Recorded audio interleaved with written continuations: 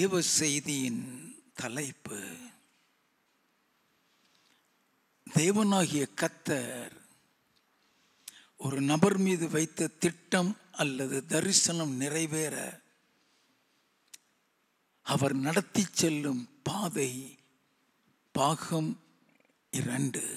எபேசியரின் புஸ்தகம் 1வது அதிகாரம் 4வது வசனம். தமக்கு முன்பாக நாம் அன்பில் பரிசுத்தம் உள்ளவர்களும் குற்றமில்லாதவர்களுமாய் இருப்பதற்கு அவர் உலக தோற்றத்துக்கு முன்னே கிறிஸ்துவுக்குள் நம்மை தெரிந்து கொண்டபடியே. தேவனாகிய கர்த்தர் ஒரு நபரை உலக தோற்றத்திற்கு முன்னாலே கிறிஸ்துவுக்குள் தெரிந்து கொள்ளக்கூடிய நோக்கமே அவருக்கு முன்பாக அன்பில் பரிசுத்தம் உள்ளவர்களும் குற்றமில்லாதவர்களுமாய் இருப்பதற்கு. அன்பில் பரிசுத்தம் உள்ளவர்கள் என்று சொன்னாலே அந்த அன்பு இயேசு கிறிஸ்துவினுடைய அன்புதான். அந்த அன்பிலே மாய்மாலம் இருக்காது, நோ ஹிப்போக்ரசி. அந்த அன்பிலே பட்சபாதம் இருக்காது. அந்த அன்பிலே பகை இருக்காது. அந்த அன்பிலே கரை இருக்காது. அந்த அன்பு முன்னால் ஒன்றும் பின்னால் ஒன்றும் சொல்லவே சொல்லாது. நல்லா கவனித்துக் கொள்ள வேண்டும். அப்படியானால் அந்த அன்பு என்ன? லூக்கா எழுதினதான சுவிசேஷம் 23வது அதிகாரம் 34வது வசனம். அப்பொழுது இயேசு, பிதாவே, இவர்களுக்கு மன்னியும், தாங்கள் செய்கிறது என்னதென்று அறியாதிருக்கிறார்களே என்றார். ஆண்டவர் மன்னியும் என்று சொல்லி விடவில்லை. அல்லது ஆண்டவரே எவ்வளவோ தீமை செய்தார்கள், அந்த தீமை நிமித்தம் இவர்களுக்கு எந்த பாவமும் எந்த சாபமும் வராதபடி அவர்களை மன்னியும் என்று சொல்லவில்லை. அவர் சொன்ன வார்த்தை, பிதாவே, இவர்களை மன்னியும், தாங்கள் செய்கிறது என்னதென்று அறியாதிருக்கிறார்களே. அந்த அன்புல அவர்கள் மீது ஒரு இரக்கம் உண்டாயிருந்தது. அந்த அன்புல அவர்கள் மீது ஒரு மன உருக்கம் இருந்தது. எல்லாம் கவனிக்க வேண்டும்.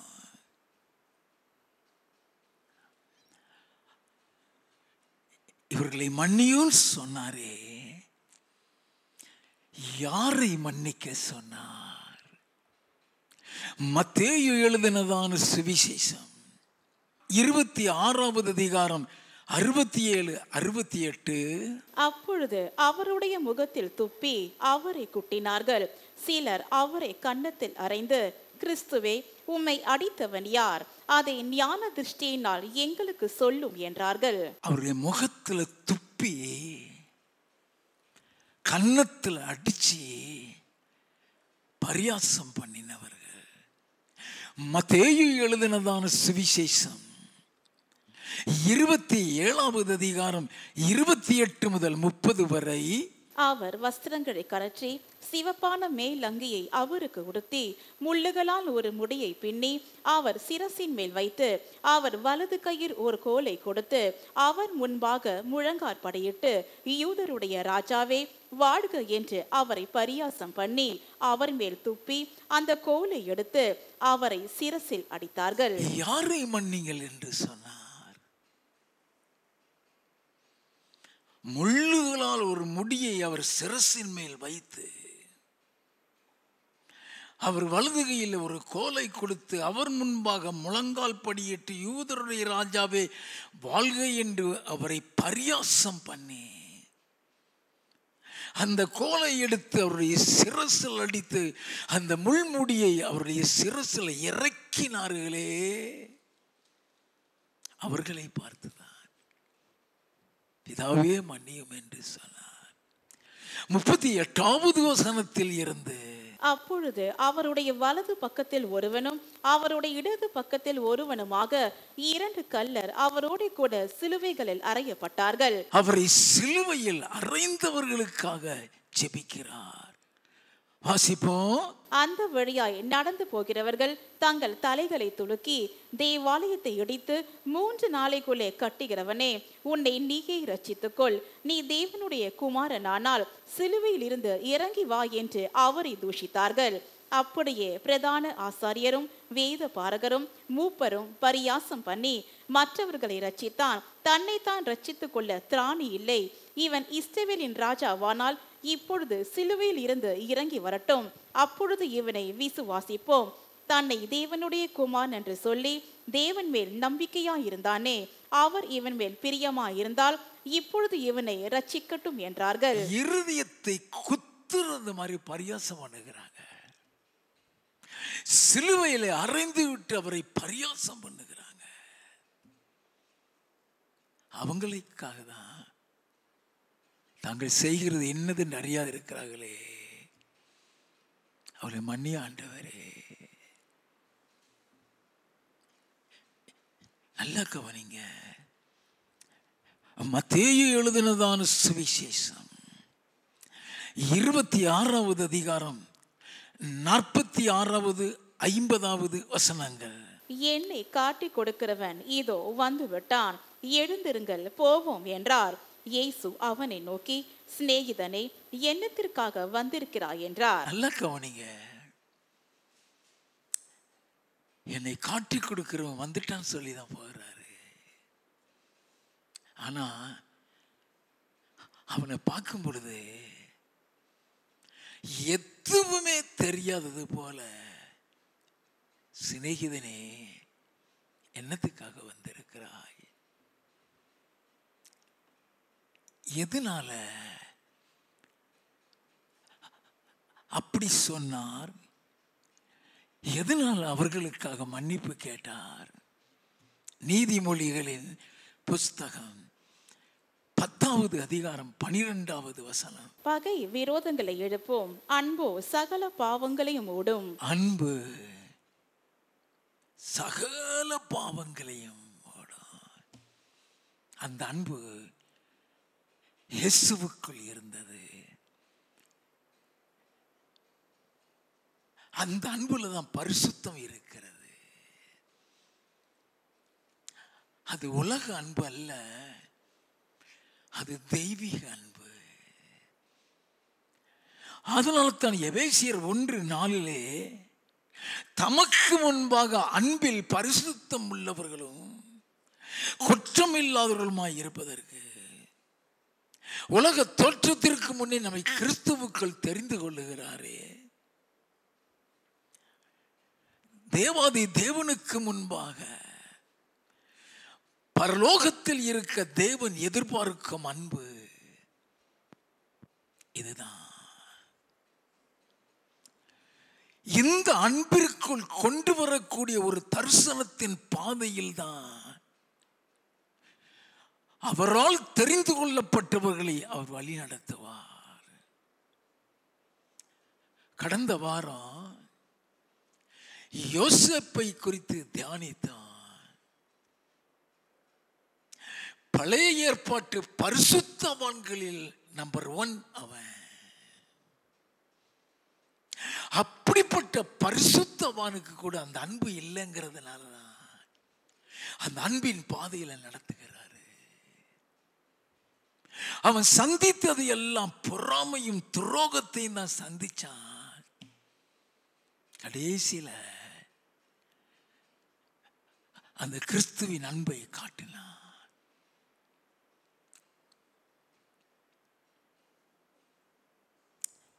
இன்றைய தினம் மோசேயை குறித்து தியானிக்க போகிறோம். அவன் யாரு? அவன் எப்படிப்பட்டவன்? அவன் தெரிந்து கொள்ள வேண்டும். நல்லா கவனிங்க. தமக்கு முன்பாக அன்பில் பரிசுத்தம் உள்ளவர்களும் குற்றமற்றவர்களுமாய் இருப்பதற்கு உலக தோற்றத்திற்கு முன்னாலே கிறிஸ்துவுக்குள் எப்படி தெரிந்து கொள்ளுகிறாரோ அப்படி தெரிந்து கொள்ளுகிற நேரத்திலேயே அவர்களை குறித்த திட்டங்கள், அவர்களை குறித்த தரிசனங்கள் சகலத்தையும் அவர் வைத்திருப்பார். If God has a plan or vision in your life, that is not from the womb of your mother, உன் தாயின் கற்பத்தில் இருக்கும்போது அல்ல, right from the beginning of the creation of the world, உலகத்தை சிருஷ்டிக்கிறதற்கு முன்னாலே அந்த திட்டங்கள் தரிசனங்களை வைத்துதான் பல ஆயிரம் ஆண்டுகளுக்கு அப்புறம் நம்மளை உருவாக்குகிறார். நல்லா தெரிந்து கொள்ள வேண்டும். மோசே உடைய காலத்துக்கு முன்னாலேயே மோசேயை குறித்து ஒரு திட்டத்தை இருதயத்திலே வைத்துவிட்டு மோசேயை கொண்டு நடத்த போகிற ஒரு சம்பவத்தை மட்டும் ஆபிரகாமுக்கு தெரியப்படுத்துகிறார். ஆதியாகமம் 15வது அதிகாரம் 13வது 14வது வசனங்கள். அப்பொழுது அவர் ஆபிராமை நோக்கி, உன் சந்ததியார் தங்களுடையதல்லாத அந்நிய தேசத்திலே பரதேசிகளாயிருந்து அத்தேசத்தாரை சேவிப்பார்கள் என்றும் அவர்களால் 400 வருஷம் உபத்திரவப்படுவார்கள் என்றும் நீ நிச்சயமாய் அறிய கடவாய். எத்தனை வருஷம்? 400 வருஷம். எப்பயோ நடக்க போற சம்பவம். அந்த சம்பவம் நடந்ததுக்கு அப்புறம் 400 வருஷம். அந்த 400 வருஷத்துக்கு அப்புறம் தான் வெளியில கொண்டு வர்றாரு. நல்லா கவனிங்க, வாசிப்போம். இவர்கள் சேவிக்கும் ஜாதிகளே நான் நியாயம் தீர்ப்பேன், பின்பு மிகுந்த பொருள்களுடனே புறப்பட்டு வருவார்கள். மிகுந்த பொருட்களோட புறப்பட்டு வருவார்கள். அவர்களை வெளியே கொண்டு வரக்கூடிய ஒரு நபர் தான் மோசே. அவன் பிறக்கல, அந்த நாட்கள் ஏற்படல. யோசேப்போ யாக்கோபோ எகிப்துக்கே போகல. எகிப்து எங்க இருக்குன்னு தெரியாது. இந்த சூழ்நிலையில தான் கர்த்தர் அதை அவனுக்கு சொல்றார். அப்படின்னா தேவனாகிய கர்த்தர் ஒரு நபர் மீது ஒரு திட்டம், ஒரு தரிசனம் வைக்கிறாருன்னா உலக தோற்றத்திற்கு முன்பே நல்லா தெரிந்து கொள்ள வேண்டும். நாம் வேதத்தை சிறிது ஆழமாக ஆராய்ந்து பார்க்கும் பொழுதுதான் நமக்கு புத்திக்கு எட்டாத பல சத்தியங்களை நாம் தெரிந்து கொள்ள முடியும்.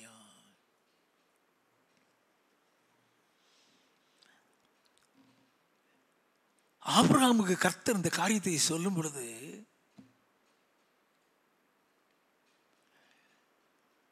நல்லா கவனித்துக் கொள்ள வேண்டும். ஆபிரகாமுக்கு பிள்ளையே பிறக்கல, சந்ததி உருவாகல. ஆதியாகமம் 21வது அதிகாரத்தில் தான் ஈசாக்கு பிறக்கிறான். ஆதியாகமம் 25வது அதிகாரத்தில் தான் ஈசாக்குக்கே ஒரு பிள்ளை பிறக்கிறான்.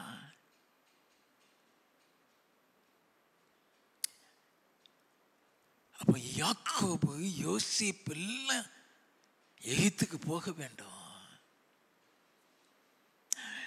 அங்க ஒரு பெரிய சந்ததி உருவாக்கப்பட வேண்டும். அவர்களை மீட்டு கொண்டு வர ஒரு மோசே எழுப்பப்பட வேண்டும். ஆபிரகாம் சொல்றாரு, அதற்கு பின்பு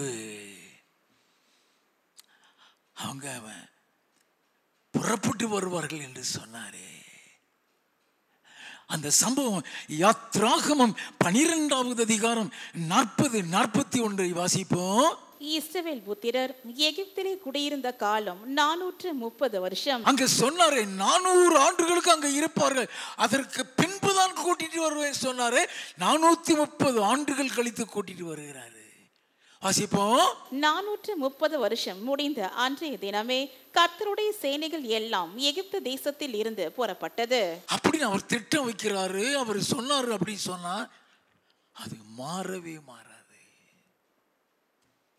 It will never be changed. அவர் சொன்னது அப்படியே நடக்கும், அப்படியே நடக்கும். அப்ப ஒவ்வொரு காரியமும் உலக தோற்றத்திற்கு முன்னே திட்டம் போடுகிறாரு, தரிசனம் வைக்கிறாரு. எந்த நபர் மீதாவது கர்த்தர் ஒரு திட்டம் வைக்கிறாரு, ஒரு தரிசனம் வைக்கிறாரு, அந்த நபரை பரலோகத்துக்குன்னு வச்சிருக்கிறாரு அப்படின்னா அவ்வளவு ஈஸியா பிசாசு நிறைவேற விட மாட்டான். ஏன் தற்கொலை செய்யறாங்க? நிறைவேற விட மாட்டான். ஏன் வாழ்க்கையே வெறுத்து செத்தா நல்லா இருக்குன்னு நினைக்கிறாங்க? அவங்களை குறித்து வைத்த திட்டம் தரிசனம் நிறைவேற விட மாட்டான்.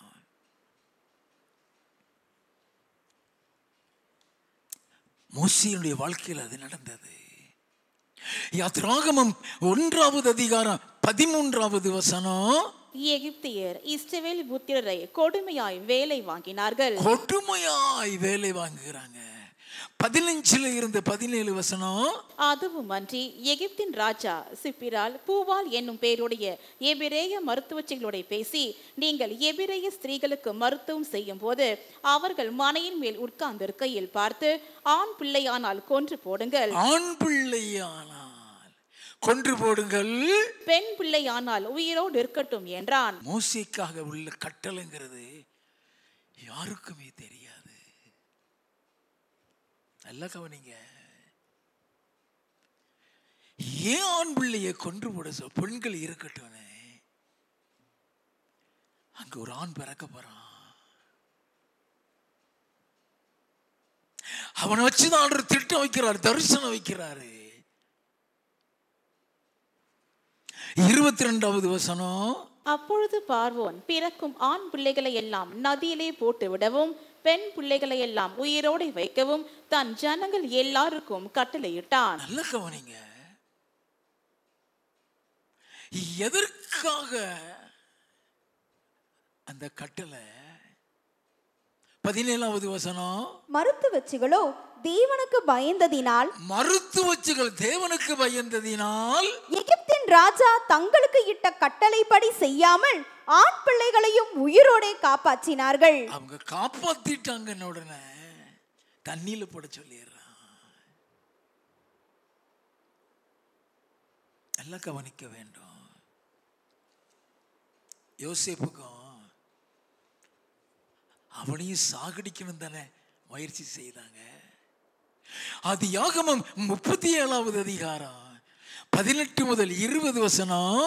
அவர்கள் அவனை தூரத்தில் வர கண்டு அவன் தங்களுக்கு சமீபமாய் வரும் முன்னே அவனை கொலை செய்யும்படி சதியோசனை பண்ணி ஒருவரை ஒருவர் நோக்கி, இதோ சொப்பனக்காரன் வருகிறான், நாம் அவனை கொன்று இந்த குழிகள் ஒன்றிலே அவனை போட்டு ஒரு துஷ்ட மிருகம் அவனை பட்சித்தது என்று சொல்லுவோம், வாருங்கள், அவனுடைய சொப்பனங்கள் எப்படி முடியும் பார்ப்போம் என்றார்கள். அவன் சொப்பனம் எப்படி முடியும் பார்ப்போம்.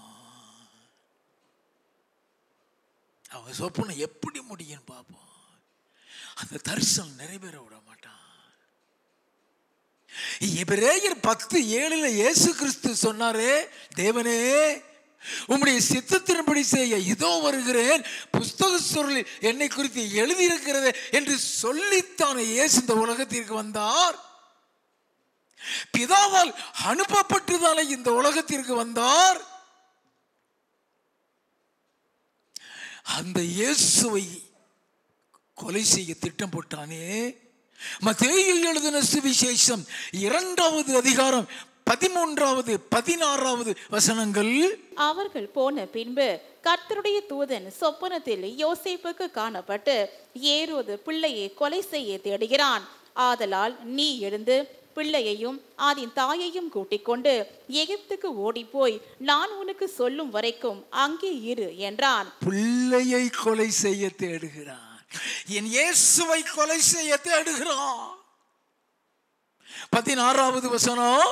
அப்பொழுது ஏரோது தான் சாஸ்திரிகளால் வஞ்சிக்கப்பட்டதை கண்டு மிகுந்த கோபம் அடைந்து ஆட்களை அனுப்பி தான் சாஸ்திரிகளிடத்தில் திட்டமாய் விசாரித்த காலத்தின்படியே பெத்லகேமிலும் அதன் சகல எல்லைகளிலும் 2 வயதுக்குட்பட்ட எல்லா ஆண் பிள்ளைகளையும் கொலை செய்தான். எல்லா பிள்ளைகளையும் கொலை செய்தான். அப்ப அவனுடைய நோக்கமே நீ சாகணும், உன் மீது வைத்த திட்டம் நிறைவேறக்கூடாது, உன் மீது வைத்த தரிசனம் நிறைவேறக்கூடாது. நல்லா கவனிங்க.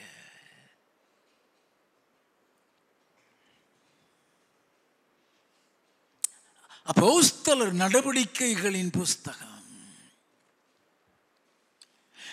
7வது அதிகாரம் 20 முதல் 23 வசனங்கள். அக்காலத்திலே மோசே பிறந்து திவ்ய சௌந்தரியம் உள்ளவனாயிருந்து 3 மாதம் அளவும் தன் தகப்பன் வீட்டிலே வளர்க்கப்பட்டான். அவன் வெளியே போட்டுவிடப்பட்ட போது பார்வோனுடைய குமாரத்தை அவனை எடுத்து தனக்கு பிள்ளையாக வளர்த்தாள். நல்ல கவனிங்க. தண்ணியில போட்டாங்க ஐயா. ஹெரோதனுடைய கட்டளை இப்படி தண்ணியில போட்டாங்க, சாகடிக்க முடியாது. இப்ப ஆண்டவர் ஒரு பாதுகாப்பான இடத்துல கொண்டு போய் வைத்து விட்டார், ஒருத்தன் பார்க்க முடியாது. யாத்ராகமம் 2வது அதிகாரம் 11வது 12வது வசனங்கள். மோசே பெரியவனான காலத்தில் அவன் தன் சகோதரிடத்தில் போய் அவர்கள் சுமை சுமக்கிறதை பார்த்து தன் சகோதரனாகிய எபிரேயரில் ஒருவனை ஒரு எகிப்தியன் அடிக்கிறதை கண்டு அங்கும் இங்கும் பார்த்து ஒருவரும் இல்லை என்று அறிந்து எகிப்தியனை வெட்டி அவனை மணலிலே புதைத்து போட்டான். கொன்னே போட்டான். ஏன் கொன்னா?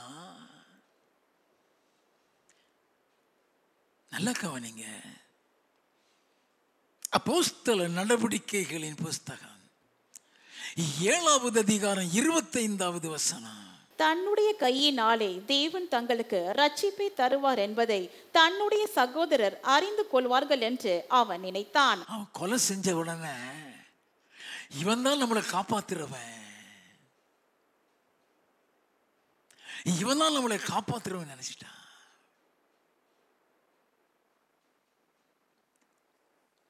நல்லா கவனிக்க வேண்டும். தன்னுடைய சகோதரர்கள் அறிந்து கொள்வார்கள் நினைச்சான், அவர்கள் அறிந்து கொள்ளவில்லை. ஒரு கொலைகாரவன் அந்த எகிப்தில அவன் கற்பிக்கப்பட்டான். அப்போஸ்தலர் நடவடிக்கைகளின் புஸ்தகம் 7வது அதிகாரம் 22வது வசனம். மோசே எகிப்தியருடைய சகல சாஸ்திரங்களிலும் கற்பிக்கப்பட்டு வாக்கிலும் செய்கையிலும் வல்லவனானான். அவ்வளவு கற்பிக்கப்பட்டவன் தான். இப்ப கொலை செஞ்சிட்டான்.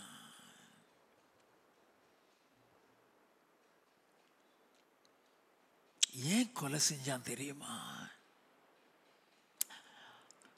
கொலை செய்கிற அளவுக்கு அவன் கோபக்காரன். அவன் சாந்தம் உள்ளவனும் கிடையாது, அவன் அன்புள்ளவனும் கிடையாது.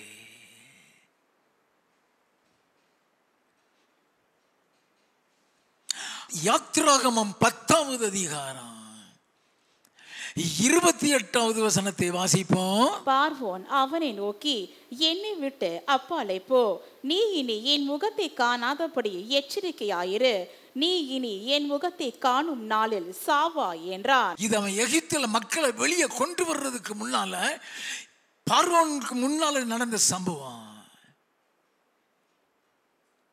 இனி என் முகத்தை பார்க்கிற அன்னைக்கு நீ செத்துருவாங்கிறான்.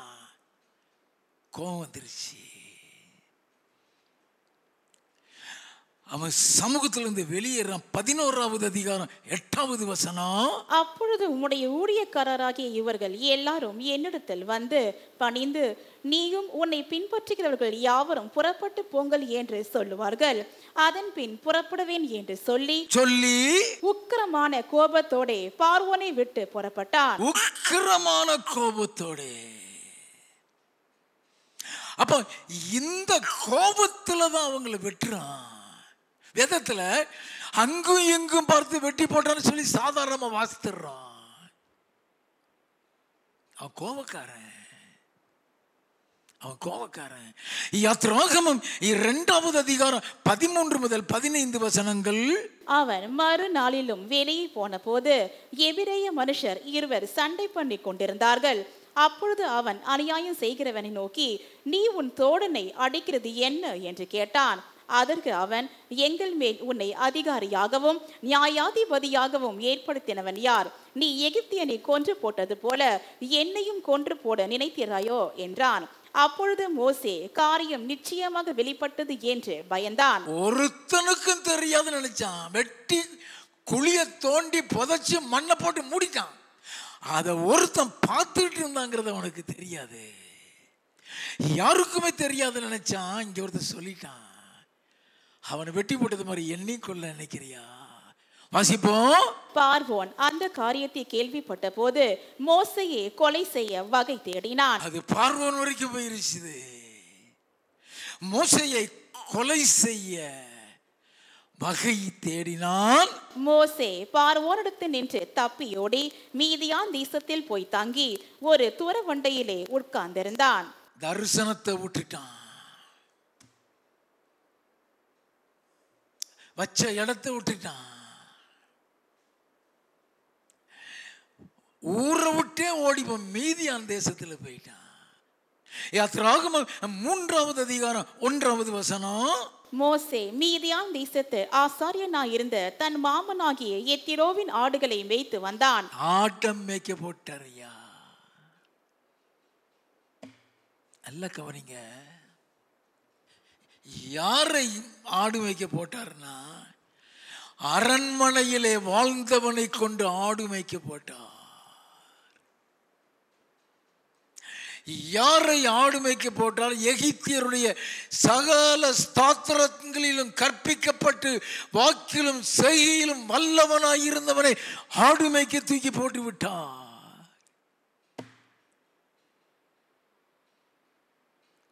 It's important to understand the path of God in His vision. அவன் மீது திட்டம் தரிசனம் வைக்கும்போது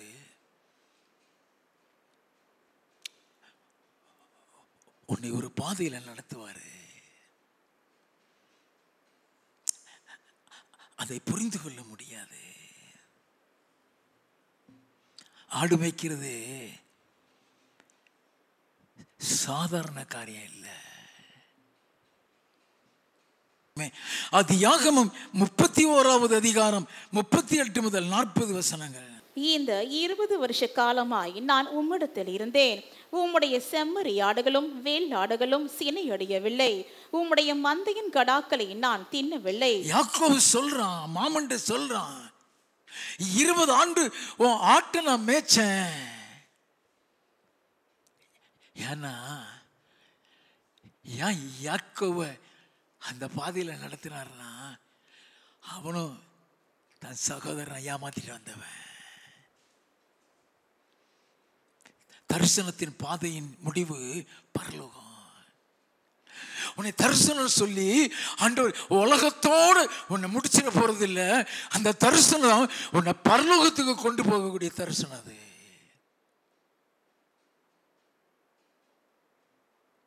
அதனால அந்த ஆடு மேய்க்கிற எப்படி மேய்க்கிறான் வாசிப்போம். பேர் உண்டதே நான் உம்மிடத்துக்கு கொண்டு வராமல் அதற்காக நான் உத்தரவாதம் பண்ணினேன். பகலில் களவு போனதையும் இரவில் களவு போனதையும் என் கையில் கேட்டு வாங்கினேன். மாமா வீட்டில் அப்படின்னா ஒரு ஆடக்கூட அவன் இழந்துடக்கூடாது. அதுக்கு தான் அந்த பாதையில் கொண்டு போறாரு. அதுக்கு தான் அந்த பாதையில் கொண்டு போறாரு. நல்ல கவனிங்க, வாசிப்போம். பகலிலே வெயிலும் இரவிலே குளிரும் என்னை பட்சித்தது. பகலில் வெயில், இரவுல குளிர். ஆட்டை பாதுகாக்கணும் போன இடத்துல. 1 வருஷம் இல்லை, 2 வருஷம் இல்லை, 20 வருஷம். வாசிப்போம். நித்திரை என் கண்களுக்கு தூரமாயிருந்தது. ஆட்டை வச்சுட்டு தூங்க முடியாது. ஏதாவது காட்டு மிருகம் வந்து தூக்கிட்டு போயிடும்.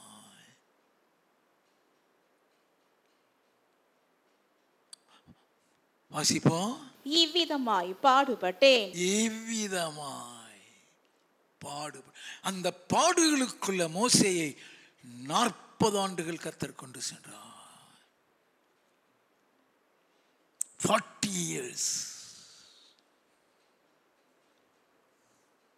அப்போஸ்தலர் நடவடிக்கைகளின் புஸ்தகம் 7வது அதிகாரம் 30வது வசனத்தில் இருந்து 40 வருஷம் சென்ற பின்பு 40 வருஷம் சென்ற பின்பு சீனாய் மலையின் வனாந்திரத்திலே கர்த்தருடைய தூதனானவர் முட்செடி ஏறிகிற அக்கினி ஜுவாலையிலே அவனுக்கு தரிசனமானார். 40 வருஷம் ஆடு மேய்க்கிறதுல அவன் சுபாவம் எவ்வளவோ மாறி இருக்க வேண்டும். நல்ல கவனிங்க. அந்த தரிசனம் அவன் இருதயத்தில் வரும் பொழுது பலத்தினாலும் பராக்கிரமத்தினாலும் ஆகும் நினைச்சிட்டான். கொலை செஞ்ச உடனே மக்கள் எல்லாரும் நம்மளை ரட்சிக்கிறோம், இவன் தான் நம்புவான் நினைச்சான். ஒருத்தன் கூட நம்பல. அது தரிசனம் அல்ல, அது தரிசனத்தின் பாதையும் அல்ல. அவன் கையில கொடுக்கப்படுகிறது ஆடுகள். அந்த ஆடுகளுக்காக தன்னை எவ்வளவு அர்ப்பணிக்கணுங்கிறத 40 வருஷம் ஆட்டு மேய்க்கிறதுல கற்றுக்கொண்டான்.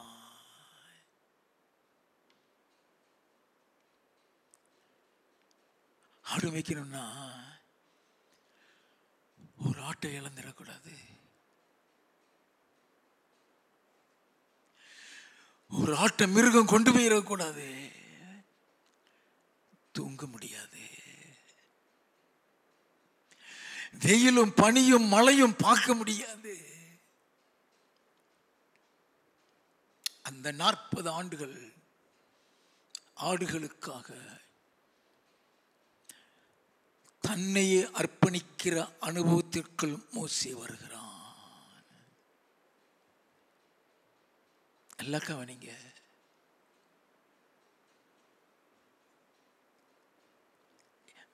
ஒரு கொலைகாரனை தான் அவர் தெரிந்து கொண்டாரியா.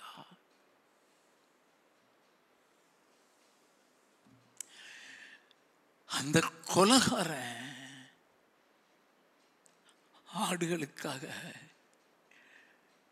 தன் ஜீவனை கொடுக்கிறவனாக அவன் மாறணுங்கிறதுக்காக தான் 40 ஆண்டுகள் வனாந்திரத்தில் ஆடு மேய்க்க வைக்கிறாரு.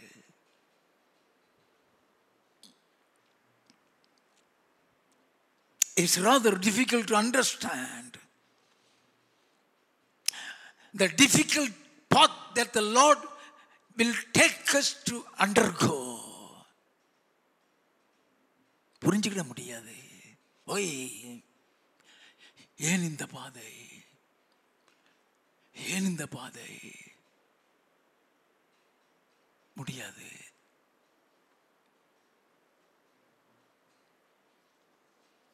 வாசிப்போம். மோசே அந்த தரிசனத்தை கண்டு அதிசயப்பட்டு அதை உற்று பார்க்கும்படி சமீபித்து வருகையில், நான் ஆபிரகாமின் தேவனும் ஈசாக்கின் தேவனும் யாக்கோபின் தேவனும் ஆகிய உன் பிதாக்களுடைய தேவனாய் இருக்கிறேன் என்று கர்த்தர் திருவுளம் பற்றின சத்தம் அவனுக்கு உண்டாயிற்று. அப்பொழுதே மோசே நடுக்கமடைந்து உற்று பார்க்க துணியாமல் இருந்தான். பின்னும் கர்த்தர் அவனை நோக்கி, உன் பாதங்களில் இருக்கிற பாதரட்சைகளை கழற்றி போடு. நீ நிற்கிற இடம் பரிசுத்த பூமியாயிருக்கிறது. நிற்கிற இடம் பரிசுத்த பூமியாயிருக்கிறது. எகிப்தில் இருக்கிற என் ஜனத்தின் உபத்திரவத்தை நான் பார்க்கவே பார்த்து, எகிப்தில் இருக்கிற என் ஜனத்தின் உபத்திரவத்தை நான் பார்க்கவே பார்த்து, அவர்கள் பெருமூச்சை கேட்டு அவர்களை விடுவிக்கும்படி இறங்கினேன். ஆகையால் நீ வா, நீ வா, நான் உன்னை எகிப்திற்கு அனுப்புவேன் என்றார். எங்க அனுப்புறேங்கிறாரு? எகிப்துக்கு அனுப்புவேங்கிறாரு. நல்ல கவனிங்க. எங்க இருந்து ஓடி வந்தால் அங்க அனுப்புறாரு. வாசிப்போம். உன்னை அதிகாரியாகவும் நியாயாதிபதியாகவும் ஏற்படுத்தினவன் யார் என்று சொல்லி அவர்கள் மறுதலித்திருந்த இந்த மோசேயை தானே, அவர்கள் மறுதலித்திருந்த இந்த மோசேயை தானே தேவன் முட்செடியில் அவனுக்கு தரிசனமான தூதனாலே தலைவனாகவும் மீட்பனாகவும் அனுப்பினார். நல்லா கவனிக்க வேண்டும். அவனை தலைவனாகவும் மீட்பனாகவும் அனுப்பினார். 37வது வசனம். இஸ்ரவேல் புத்திரரை நோக்கி, உங்கள் தேவனாகிய கர்த்தர் உங்கள் சகோதரிலிருந்து என்னை போல ஒரு தீர்க்கதரிசியை உங்களுக்காக எழும்ப பண்ணுவார், அவருக்கு செவி கொடுப்பீர்களாக என்று சொன்னவன் இந்த மோசேயே. இந்த மோசேதான் இயேசுவை போல அப்படி அந்த பாதையில கொண்டு வருகிறதற்கு தான் இந்த ஆடுகளை இப்போ மேய்க்கும்படியாக அனுப்புறாரு. இப்ப எகிப்தில் இருந்து அவர்களை வெளியே கொண்டு வரணும். நல்லா கவனிங்க. யாத்ராகமம் 12வது அதிகாரம் 40-41. இஸ்ரவேல் புத்திரர் எகிப்திலே குடியிருந்த காலம் 430 வருஷம். 430 வருஷம். 430 வருஷம் முடிந்த அன்றைய தினமே கர்த்தருடைய சேனைகள் எல்லாம் எகிப்து தேசத்தில் இருந்து புறப்பட்டது.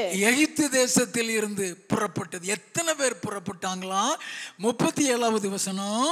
இஸ்ரவேல் புத்திரர் ராமசேசை விட்டு கால்நடையாய் பிரயாணம் பண்ணி சுக்கோத்துக்கு போனார்கள். அவர்கள் பிள்ளைகள் தவிர 6 லட்சம் புருஷராயிருந்தார்கள். புருஷர்கள் மட்டுமே 6 லட்சம். இந்த 6 லட்சம் வேற எகிப்தின் அடிமைத்தனத்திலிருந்து மீட்டு வெளியே கொண்டு வர பார்வோனுக்கு முன்பாக 10 தடவை நிற்கிறான். நல்லா கவனிங்க.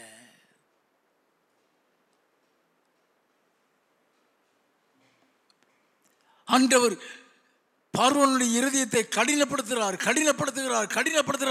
திரும்ப திரும்ப திரும்ப போய் அவன் முன்னால் நிற்கிறான். இவன் எவ்வளவு பாடுபட்டு எவ்வளவு அந்த பார்வோனுடைய திட்டு வாங்கி எந்த அளவுக்கு அந்த இஸ்ரவேல் மக்களை அந்த எகிப்தின் அடிமைத்தனத்திலிருந்து வெளியே கொண்டு வந்தாங்கிறது யாருக்குமே தெரியாது. நல்லா கவனிக்க வேண்டும். யாருக்குமே தெரியாது. யாத்ராகமம் 14வது அதிகாரம் 5வது வசனம். ஜனங்கள் ஓடிப்போய் விட்டார்கள் என்று எகிப்தின் ராஜாவுக்கு அறிவிக்கப்பட்ட போது ஜனங்களுக்கு விரோதமாக பார்வோனும் அவன் ஊழியக்காரரும் மனம் வேறுபட்டு, நமக்கு வேலை செய்யாத படிக்க நாம் இஸ்ரவேலரை போக விட்டது என்ன காரியம் என்றார்கள். இருதயம் மாறிடுச்சு. ஏன் அவன் அனுப்பணும்? 9வது வசனத்தில் இருந்து 12 வரை. எகிப்தியர் பார்வோனுடைய சகல குதிரைகளோடும் ரதங்களோடும் அவனுடைய குதிரை வீரரோடும் சேனைகளோடும் அவர்களை தொடர்ந்து போய் சமுத்திர தண்டையிலே பாகால் செபோனுக்கு எதிரே இருக்கிற ஈரோத் பள்ளத்தாக்கின் முன்னடியிலே பாளையம் இறங்கி இருக்கிற அவர்களை கிட்டினார்கள். பார்வோன் சமீபித்து வருகிற போது இஸ்ரவேல் புத்திரர் தங்கள் கண்களை ஏறெடுத்து பார்த்து எகிப்தியர் தங்களுக்கு பின்னே வருகிறதை கண்டு மிகவும் பயந்தார்கள். அப்பொழுது இஸ்ரவேல் புத்திரர் கர்த்தரை நோக்கி கூப்பிட்டார்கள். அன்றியும் அவர்கள் மோசேயை நோக்கி எகிப்திலே பிரேத குடிகள் இல்லை என்றா வனாந்திரத்திலே சாகும்படிக்கு எங்களை கொண்டு வந்தீர். அவன் பட்டப்பாடு யாருக்கு தெரியும்?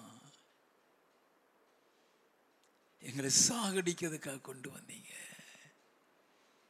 வாசிப்போம். நீர் எங்களை எகிப்திலிருந்து புறப்பட பண்ணினதினால் எங்களுக்கு இப்படி செய்தது என்ன?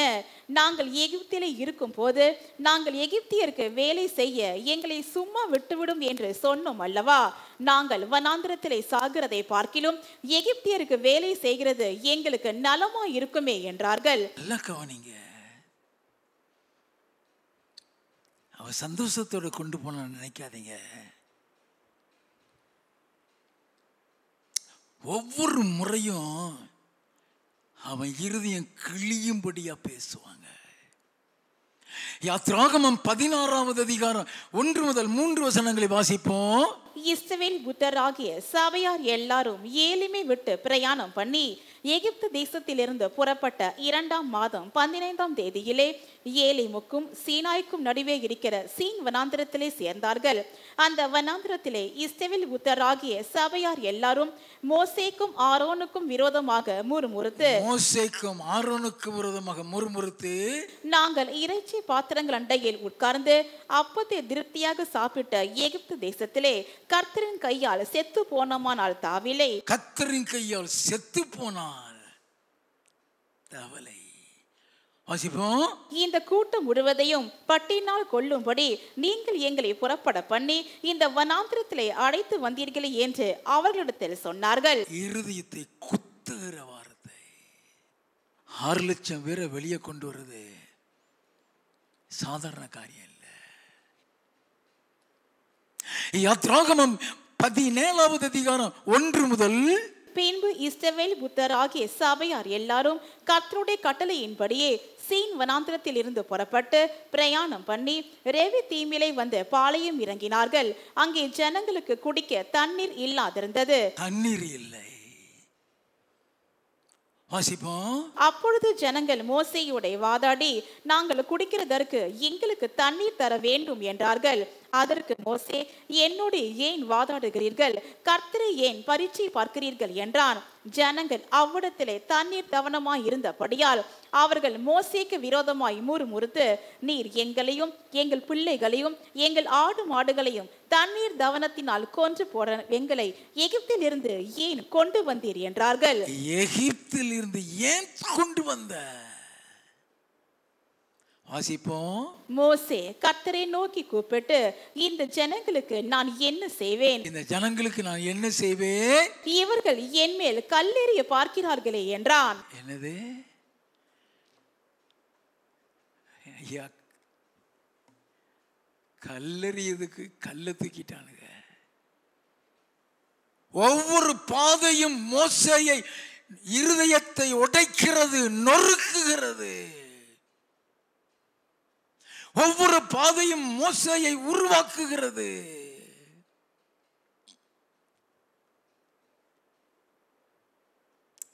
யாத்ராகமம் 24வது அதிகாரம் 12வது வசனம். அப்பொழுது கர்த்தர் மோசேயை நோக்கி, நீ மலையின் மேல் என்னிடத்திற்கு ஏறி வந்து அங்கே இரு. நான் உனக்கு கற்பலகைகளையும் நீ அவர்களுக்கு உபதேசிப்பதற்கு நான் எழுதின நியாய பிரமாணத்தையும் கற்பனைகளையும் கொடுப்பேன் என்றார். ஆண்டவர் மலைக்கு மேல வாங்குறாரு.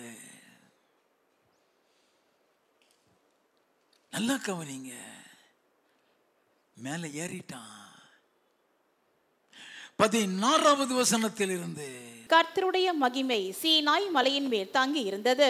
மேகம் 6 நாள் அதை மூடி இருந்தது. 7ஆம் நாளில் அவர் மேகத்தின் நடுவில் இருந்து மோசேயை கூப்பிட்டார். 7வது நாள்ல மோசே 6 நாள் அங்க கிடக்கிறான், கட்டளைகளை பெற்றுக்கொள்ள. இந்த மக்களுக்காக கட்டளைகளை பெற்றுக்கொள்ள காத்து கிடக்க. வாசிப்போம். மலையின் கொடு முடியிலே கர்த்தருடைய மகிமையின் காட்சி இஸ்ரவேல் புத்தருடைய கண்களுக்கு பட்சிக்கிற அக்கினியை போல் இருந்தது. மோசே மேகத்தின் நடுவிலே பிரவேசித்து மலையின் மேல் ஏறி இரவும் பகலும் 40 நாள் மலையில் இருந்தான். இவனுக்கு விரோதமா பேசின மக்களுக்காக தான், இவனை பார்த்து முறுமுறுத்த மக்களுக்காக தான். 40 நாள் சாப்பிடலையா? அவருடைய சமூகத்தில் கட்டளைகளை பெற்றுக்கொள்ள காத்து கிடக்கிறான். என் நாகமம் 12வது அதிகாரம் 1 முதல் 3. எத்தியோப்பியா தேசத்து ஸ்திரீயை மோசே விவாகம் பண்ணியிருந்தபடியினால் மிரியாமும் ஆரோனும் அவன் விவாகம் பண்ணின எத்தியோப்பியா தேசத்து ஸ்திரீ நிமித்தம் அவனுக்கு விரோதமாய் பேசி, கர்த்தர் மோசையை கொண்டு மாத்திரம் பேசினாரோ, எங்களை கொண்டும் அவர் பேசினதில்லையோ என்றார்கள். யாருங்க? கூட பிறந்தவங்க. கூட பிறந்தவங்க அவனுக்கு விரோதமா பேசுறாங்க.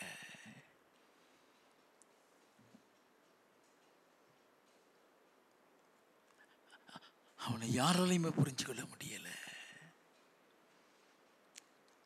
யாத்ராகமம் 25வது அதிகாரம் 1, 8, 9 வசனங்கள். கர்த்தர் மோசையை நோக்கி, அவர்கள் நடுவிலே நான் வாசம் பண்ண எனக்கு ஒரு பரிசுத்த ஸ்தலத்தை உண்டாக்குவார்களாக. நான் உனக்கு காண்பிக்கும் வாசஸ்தலத்தின் மாதிரியின் படியும் அதனுடைய எல்லா தட்டு முட்டுகளின் மாதிரியின் படியும் அதை செய்வீர்களாக. ஆண்டவர் மாதிரி கொடுத்து கட்ட சொல்றாரு இந்த மக்களுக்காக. 22வது வசனம். அங்கே நான் உன்னை சந்திப்பேன். கிருபாசனத்தின் மீதிலும் சாட்சி பெட்டியின் மேல் நிற்கும் 2 கேருபீன்களின் நடுவிலும் இருந்து நான் இஸ்ரவேல் புத்திரருக்காக உனக்கு கற்பிக்க போகிறவளை எல்லாம் உன்னோடே சொல்லுவேன். அங்க உன்னோட பேசுவேன், உனக்கு சொல்லி கொடுப்பேன். 40வது வசனம். மலையிலே உனக்கு காண்பிக்கப்பட்ட மாதிரியின் படியே அவைகளை செய்ய எச்சரிக்கையாயிரு. அதே மாதிரி அவன் செய்கிறான். மோசேயுடைய வாழ்க்கை மாறுகிறது.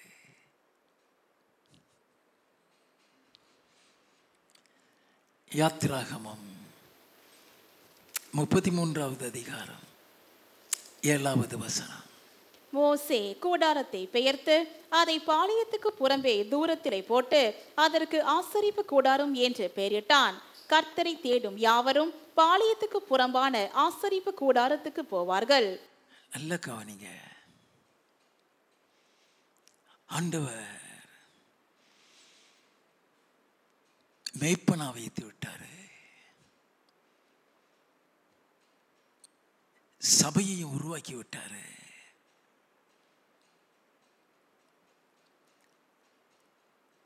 அவங்களுக்காக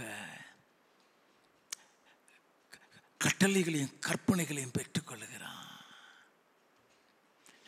யாத்ராகமம் 34வது அதிகாரம் முதல் 3 வசனங்களை வாசிக்க கேட்போம். கர்த்தர் மோசேயை நோக்கி, முந்தின கற்பலகைகளுக்கு ஒத்த 2 கற்பலகைகளை இழைத்துக்கொள். நீ உடைத்து போட்ட முந்தின பலகைகளில் இருந்த வார்த்தைகளை அவைகளில் எழுதுவேன்.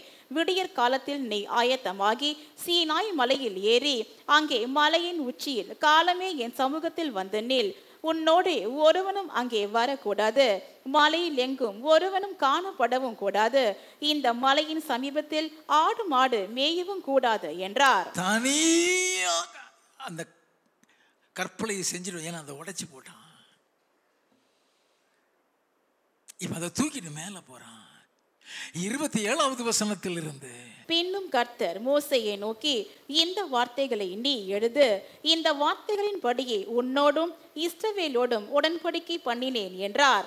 அங்கே அவன் அப்பம் புசியாமலும் தண்ணீர் குடியாமலும் இரவும் பகலும் 40 நாள் கர்த்தரோடு இருந்தான். இரவும் பகலும் இந்த மக்களுக்காக 40 நாள் கர்த்தரோடு கூட இருந்தான். அவன் 10 கற்பனைகள் ஆகிய உடன்படிக்கையின் வார்த்தைகளை பலகைகளில் எழுதினான். நல்ல கவனிங்க, வாசிப்போம். மோசே சாட்சி பலகைகள் 2ஐயும் தன் கையில் எடுத்துக்கொண்டு சீனாய் மலையிலிருந்து இறங்குகிற போது தன்னோடு அவர் பேசினதினாலே தன் முகம் பிரகாசித்திருப்பதை அவன் அறியாதிருந்தான். அவன் முகம் அவர் பேசினதுனால பிரகாசித்ததுன்னு சொல்லப்பட்டிருக்கு. Internal transformation.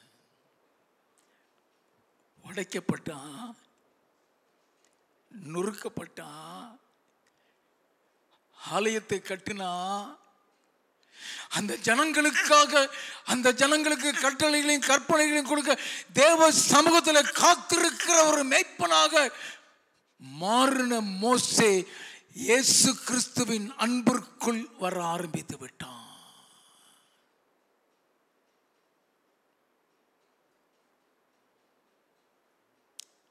உடைச்சாரு, நொறுக்கினாரு, இவனை மாத்தினாரு. என்னாகமம் 14வது அதிகாரம் 1வது வசனத்திலிருந்து. அப்பொழுது சபையார் எல்லாரும் கூக்குரலிட்டு புலம்பினார்கள். ஜனங்கள் அன்று ராம் முழுதும் அழுது கொண்டிருந்தார்கள். இஸ்ரவேல் புத்திரர் எல்லாரும் மோசேக்கும் ஆரோனுக்கும் விரோதமாக முறுமுறுத்தார்கள். சபையார் எல்லாரும் அவர்களை நோக்கி, எகிப்து தேசத்திலே செத்து போனோமானால் நலமாயிருக்கும், இந்த வனாந்திரத்திலே நாங்கள் செத்தாலும் நலம். நாங்கள் பட்டயத்தால் மடியும் படிக்கும், எங்கள் பெண் ஜாதிகளும் பிள்ளைகளும் கொள்ளையாகும் படிக்கும். கர்த்தர் எங்களை இந்த தேசத்துக்கு கொண்டு வந்தது என்ன? எகிப்துக்கு திரும்பி போகிறதே எங்களுக்கு உத்தமம் அல்லவோ என்றார்கள். பின்பு அவர்கள், நாம் ஒரு தலைவனை ஏற்படுத்தி கொண்டு எகிப்துக்கு திரும்பி போவோம் வாருங்கள் என்று ஒருவரோடொருவர் சொல்லிக் கொண்டார்கள். எகிப்துக்கே போயிருவோம் ஒரு காலகட்டத்தில் 10வது வசனத்திலிருந்து. அப்பொழுது அவர்கள் மேல் கல்லெறிய வேண்டும் என்று சபையார் எல்லாரும் சொன்னார்கள். உடனே கர்த்தருடைய மகிமை ஆசரிப்பு கூடாரத்தில் இஸ்ரவேல் புத்திரர் எல்லாருக்கும் முன்பாக காணப்பட்டது. கர்த்தர் மோசேயை நோக்கி, எதுவரைக்கும் இந்த ஜனங்கள் எனக்கு கோபம் உண்டாக்குவார்கள்? தங்களுக்குள்ளே நான் காட்டின சகல அடையாளங்களையும் அவர்கள் கண்டும் எதுவரைக்கும் என்னை விசுவாசியாதிருப்பார்கள்? நான் அவர்களை கொள்ளை நோயினால் வாதித்து சுதந்திரத்துக்கு புறம்பாக்கி போட்டு அவர்களை பார்க்கிலும் உன்னை பெரிதும் பலத்துமான ஜாதியாக்குவேன் என்றார். மோசே கர்த்தரை நோக்கி, எகிப்தியர் இதை கேட்பார்கள். அவர்கள் நடுவில் இருந்து உம்முடைய வல்லமையினாலே இந்த ஜனங்களை கொண்டு வந்தீரே. கர்த்தராகிய நீர் இந்த ஜனங்களின் நடுவே இருக்கிறதையும், கர்த்தராகிய நீர் முகமுகமாய் தரிசனமாகிறதையும், உம்முடைய மேகம் இவர்கள் மேல் நிற்கிறதையும், பகலில் மேக தொனிலும் இரவில் அக்கினி தொனிலும் நீர் இவர்களுக்கு முன் செல்லுகிறதையும் கேட்டிருக்கிறார்கள். இந்த தேசத்தின் குடிகளுக்கும் சொல்லுவார்கள், ஒரே மனிதனை கொல்லுகிறது போல இந்த ஜனங்களை எல்லாம் நீர் கொல்வீரானால் அப்பொழுது உம்முடைய கீர்த்தியை கேட்டிருக்கும் புறஜாதியார் கர்த்தர் அந்த ஜனங்களுக்கு கொடுப்போம் என்று ஆணையிட்டிருந்த தேசத்திலே அவர்களை கொண்டு போய் விடக்கூடாதே போனபடியினால் அவர்களை வனாந்திரத்திலே கொன்று போட்டார் என்பார்களே. எப்படி பரிந்து பேசுகிறான்! நல்லா கவனிங்க. ஆண்டவரே, அவங்களை அழிச்சிடாதீரா. முறுமுறுத்தவங்க, இவனுக்கு விரோதமா பேசினவங்க, அவங்களுக்காக தான் மன்றாடுகிறான். வாசிப்போம். ஆகையால் கர்த்தர் நீடிய சாந்தமும் மிகுந்த கிருபையும் உள்ளவர் என்றும், அக்கிரமத்தையும் மீறுதலையும் மன்னிக்கிறவர் என்றும், குற்றம் உள்ளவர்களை குற்றமற்றவர்களாக விடாமல் பிதாக்கள் செய்த அக்கிரமத்தை பிள்ளைகளிடத்தில் 3ஆம் 4ஆம் தலைமுறை மட்டும் விசாரிக்கிறவர் என்றும் நீர் சொல்லி இருக்கிறபடி என் ஆண்டவருடைய வல்லமை பெரிதாய் விளங்குவதாக. உமது கிருபையினுடைய மகத்துவத்தின் படியையும் எகிப்து விட்டது முதல் இந்நாள் வரைக்கும் இந்த ஜனங்களுக்கு மன்னித்து வந்ததின்படியையும் இந்த ஜனங்களின் அக்கிரமத்தை மன்னித்தருளும் என்றான். மன்னித்தருளாண்டவரே,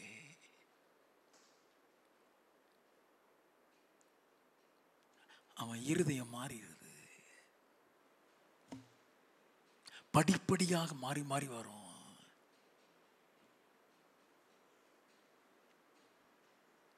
வாசிப்போம். அப்பொழுது கர்த்தர், உன் வார்த்தையின்படியே மன்னித்தேன். வார்த்தையின்படியே மன்னித்தேன்.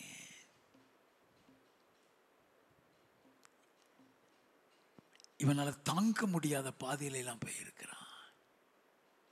கோராகு, தாத்தான், அபிராம்லாம் இவன் சொந்தக்காரங்க தான், அந்நியர்கள் கிடையாது. என்னாகமம் 16வது அதிகாரம் 1 முதல் வாசிப்போம்.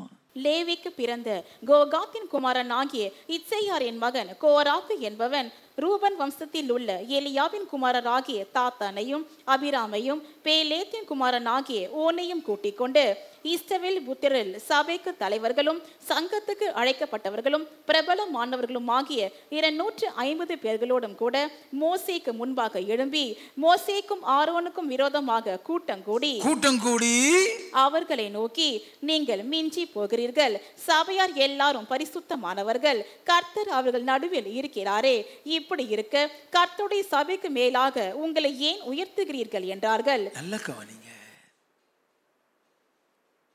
மோசேக்கு விரோதம் வந்து நிற்கிறாங்க. ஏன் உயர்த்துகிறீர்கள் என்றார்கள். மோசே அதை கேட்ட போது முகங்குப்புற விழுந்தான். இந்த பயிலோட அவனுக்கு சொந்தக்கார பயில கோராக்கலாம், அவனுக்கு விரோதமா வந்து நிற்கிறாங்க. 12-14. பின்பு மோசே எலியாவின் குமாரனாகிய தாத்தானையும் அபிராமையும் அழைத்து அனுப்பினான். அவர்கள், நாங்கள் வருகிறதில்லை, இந்த வனாந்திரத்தில் எங்களை கொன்று போடும்படி பாலும் தேனும் ஓடுகிற தேசத்தில் இருந்து எங்களை கொண்டு வந்தது அற்ப காரியமோ? எங்கள் மேல் துரைத்தனமும் பண்ண பார்க்கிறாயோ? மேலும் நீ எங்களை பாலும் தேனும் ஓடுகிற தேசத்துக்கு கொண்டு வந்ததும் இல்லை, எங்களுக்கு வயல்களையும் திராட்சை தோட்டங்களையும் சுதந்திரமாக கொடுத்ததும் இல்லை. இந்த மனிதருடைய கண்களை பிடுங்க பார்க்கிறாயோ? நாங்கள் வருகிறதில்லை என்றார்கள்.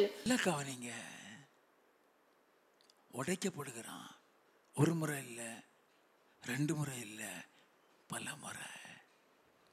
ஒரு காலகட்டம் வந்தது, தேவ சமூகத்தில் போய் கதற ஆரம்பிச்சிட்டான். என் நாகமம் 11வது அதிகாரம் 11வது வசனத்தில் இருந்து, அப்பொழுது மோசே கர்த்தரை நோக்கி, நீர் இந்த ஜனங்கள் எல்லாருடைய பாரத்தையும் என்மேல் சுமத்தினதினால் உமது அடியானுக்கு உபத்திரம் வர பண்ணினதென்ன? உம்முடைய கண்களில் எனக்கு கிருபை கிடையாதே போனதென்ன? இவர்களுடைய பிதாக்களுக்கு நான் ஆணையிட்டு கொடுத்த தேசத்துக்கு நீ இவர்களை முளையுண்கிற பாலகனை தகப்பன சுமந்து கொண்டு போவது போல உன் மார்களை அணைத்து கொண்டு போய் என்று நீர் என்னோட சொல்லும்படி இந்த ஜனங்களை எல்லாம் கற்பந்தரித்தேனோ? இவர்களை பெற்றது நானோ? இந்த ஜனங்கள் எல்லாருக்கும் கொடுக்கிறதுக்கு எனக்கு இறைச்சி எங்கே இருந்து வரும்? எனக்கு இறைச்சி கொடு என்று என்னை பார்த்து அழுகிறார்களே. இந்த ஜனங்கள் எல்லாரையும் நான் ஒருவனாய் தாங்க கூடாது. இந்த ஜனங்கள் எல்லாரையும் நான் ஒருவனாய் தாங்க கூடாது. எனக்கு இது மிஞ்சின பாரமாய் இருக்கிறது. உம்முடைய கண்களிலே எனக்கு கிருபை கிடைத்ததானால் இப்படி எனக்கு செய்யாமல் என் உபத்திரவத்தை நான் காணாத படிக்கு இப்பொழுதே என்னை கொன்று போடும் என்று வேண்டிக் கொண்டான். என் உபத்திரவத்தை நான் காணாதபடி என்னை கொன்று போடும் ஆண்டவரே. தேவனோடு முகமுகமாய் பேசுகிறவன் தான்.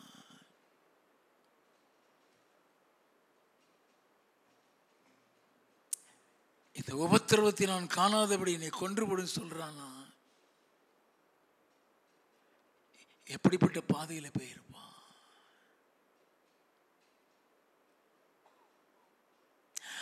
அப்படிப்பட்ட இந்த மோசேக்குள் வந்த கிறிஸ்துவின் அன்பு என்ன?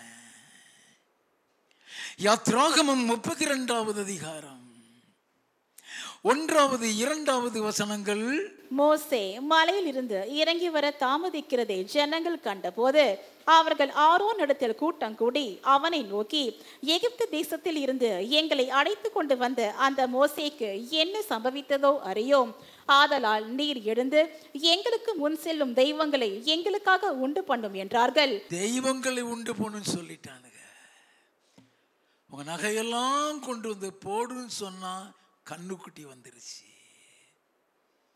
7வது வசனத்தில் இருந்து, அப்பொழுது கர்த்தர் மோசேயை நோக்கி, நீ இறங்கி போ, எகிப்து தேசத்தில் இருந்து நீ நடத்தி கொண்டு வந்த உன் ஜனங்கள் தங்களை கெடுத்து கொண்டார்கள். அவர்களுக்கு நான் விதித்த வழியை அவர்கள் சீக்கிரமாய் விட்டு விலகினார்கள். 9-10.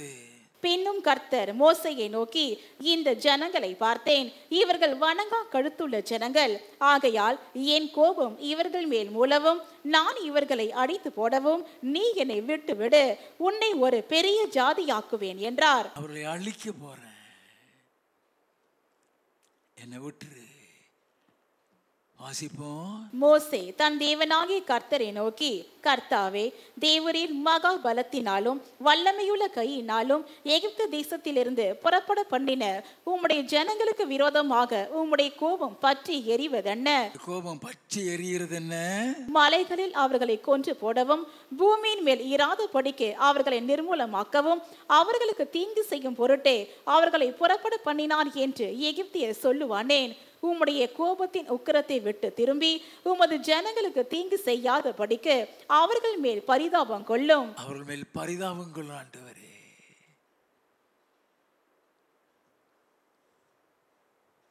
31-32.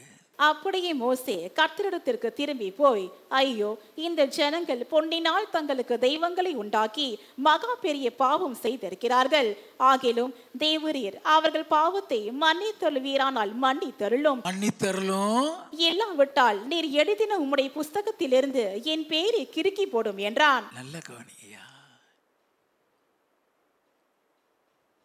Christ love.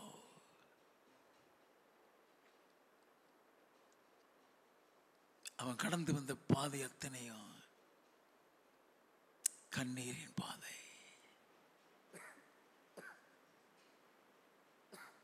நல்ல கவனிங்க. புரிஞ்சுக்கிட முடியாது.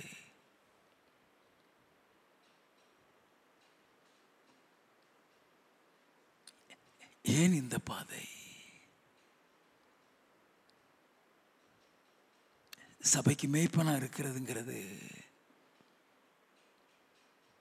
கண்ணீரின் பாதைங்க.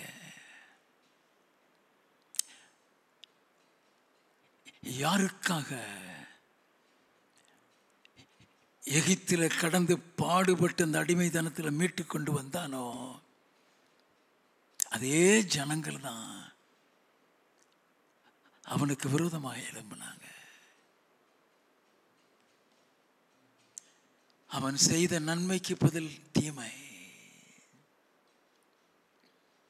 அவனை கல்லெறிய பார்க்கிறாங்க.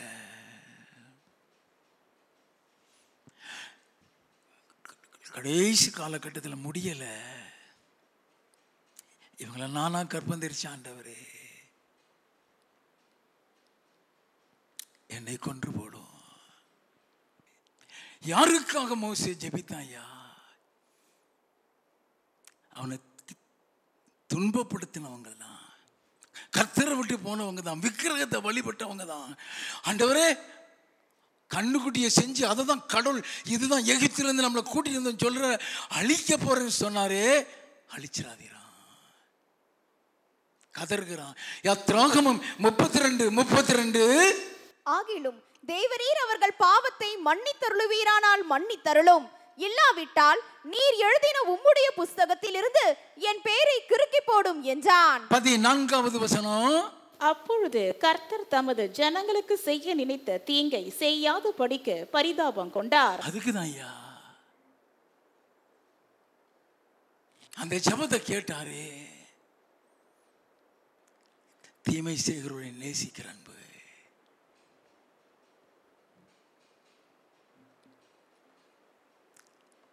உன்னை வெறுக்கிறாங்களோ அவங்ககிட்ட அன்பு காட்டு. உனக்கு தீமை செய்கிறாங்களோ அவங்ககிட்ட அன்பு காட்டு. யோசேப்பை எந்த பாதையில் கொண்டு போய் அவன் கனிதரும் செடி, அது நீரூற்றண்டையில் உள்ள கனிதரும் செடி, அதன் கொடிகள் சுவரில் படரும் சொன்னாரே, அதுக்கு தான் அன்றைய வருகையில் எப்படியாவது பரலோகம் போயிடணும். யாரும் மீதும் கசப்பு வெறுப்பு வச்சிடாதீங்க. யாரும் மீதும் பகை வச்சிடாதீங்க. வெறுக்கிறவர்களையும் தீமை செய்கிறவர்களையும் நம்ம நேசிக்கணுங்கிறதுக்கு தான் இந்த செய்தியை கொடுக்கிறாரு. ஏன் இந்த உபத்திரவத்தின் பாதை? அன்பை கற்றுக்கொள்ளதான். ஏன் விரோதங்கள், ஏன் பகைகள், ஏன் தீமை செய்கிறார்கள்? அந்த அவர்களையும் நேசிக்கிற அன்புக்குள்ள வாங்கிறதுக்கு தான். அதுக்கு தான் கர்த்தர் இதை சொல்லிக் கொடுக்கிறார். அல்லேலூயா.